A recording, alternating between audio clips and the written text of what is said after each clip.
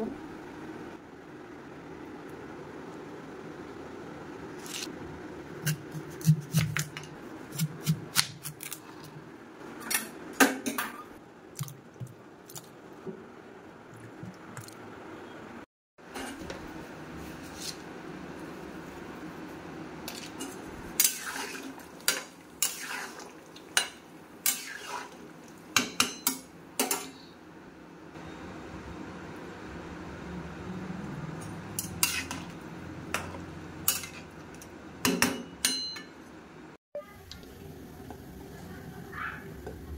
তেল দিয়ে দিলাম কড়াইতে।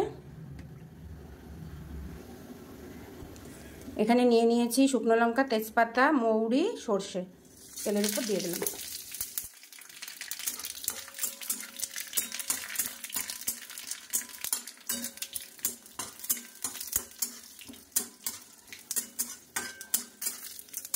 মৌরির থেকে সুন্দর একটা গন্ধ বেরিয়ে গেছে। এবার দিয়ে দেবো সেদ্ধ করে রাখা আমগুলো। নুন হলুদ দিয়ে সেদ্ধ করে রেখেছিলাম আমগুলো। এর ভেতরে আর হলুদ দিতে হবে না। এই যে বিট লবণ পরিমাণ মতো। এখানে দিয়ে দিচ্ছি আখের গুড়, দিয়ে দিচ্ছি পরিমাণ মতো জল। আগে থেকে বানিয়ে রাখা ভাজা মশলা দিয়ে দিলাম।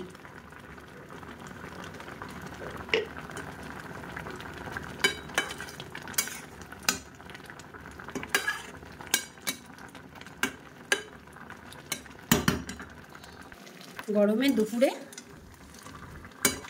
গাছের থেকে টাটকা আমের আচার।